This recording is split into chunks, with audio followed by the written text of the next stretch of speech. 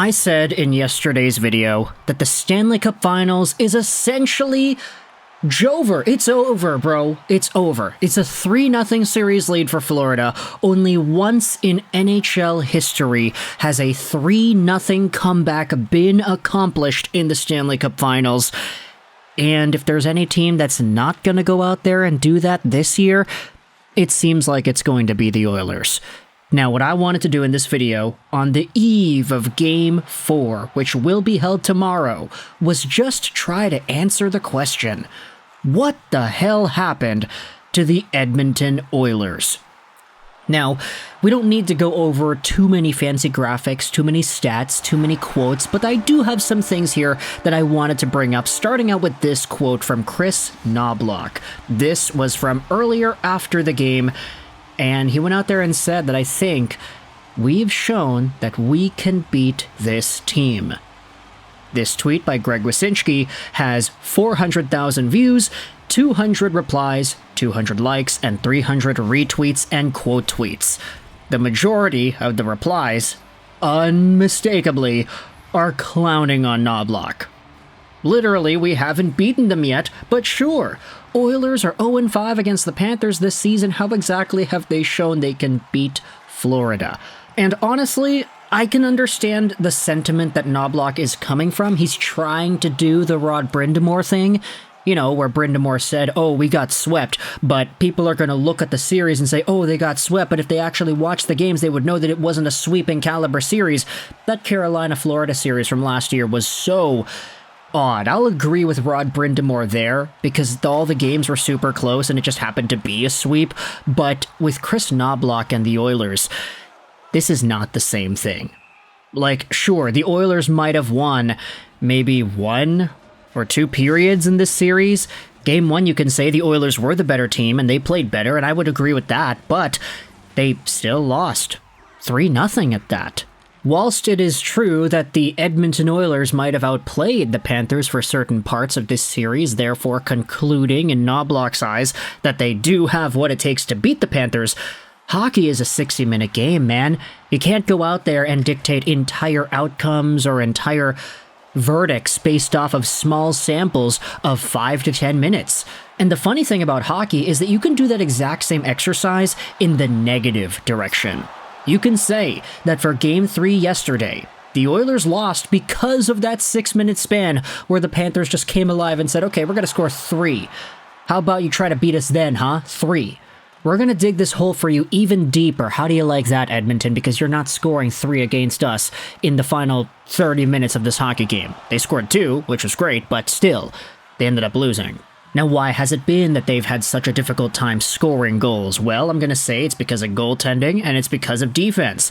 The Edmonton Oilers' defense core and goaltending core is absolutely no match for what the Florida Panthers have brought this entire playoff series. This entire playoff run, even. Ekblad, Forsling, Mikkola, Brandon Montour, Oliver Ekman-Larsson, such a stud. All of these guys are great. And they play and buy into such a defensively minded and well-rounded system that allows everybody to contribute equally and to buy in defensively. These guys don't take a shift off, and they work together in such a great way that by the time Sergei Bobrovsky, who has been a brick wall this entire series, ends up seeing the puck, the only goals that can beat him are the weird ones, the ones that get tipped out in front, the ones that get tipped off of his own guys and in. Or, if you're unlucky, the 5-hole on the rush and the breakaway, or the 2-on-1 or whatever it was. Just that.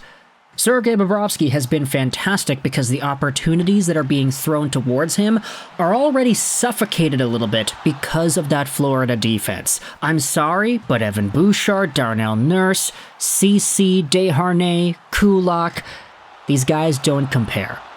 And when you talk about goaltending in particular, I mean, this is the Homelander meme that was going around Twitter yesterday, and I wanted to put this out there in the video. The Panthers going from Igor Shesterkin to Stuart Skinner, realizing this crap is easy.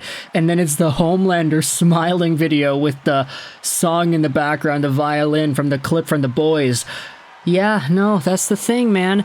We had talked about this as well in the series preview, but the Panthers went from playing off against Andrei Vasilevsky in round 1 to Linus Ullmark, Jeremy Swayman in round 2, Igor Shesterkin in round 3, and now it's Stuart Skinner in round 4.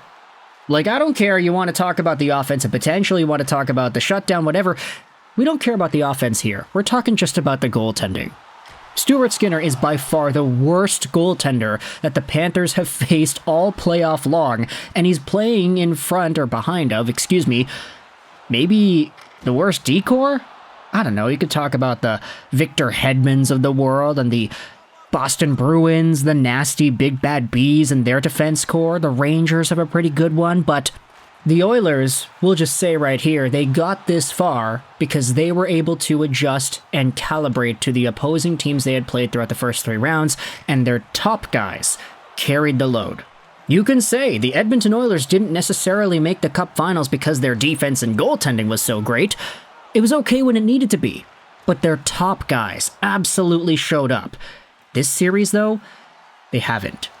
And part of that is because of the Florida Panthers' extraordinary defense and goaltending tandem. The other half is just because of the forwards coming back. Barkov is such a great defensive center. He is doing everything he can to take out McDavid, which admittedly isn't really working. I mean, not in the ways that you would think. McDavid has 3 points in 3 games this playoff series, which is great. It's still a point per game. But when you watch these games and you see how McDavid and Draisaitl are being played together and how there's some desperation there, McDavid's getting points, sure, but he's not as effective as he has been in prior series. Even with Leon Draisaitl, that guy has 0 points in this final series against the Panthers.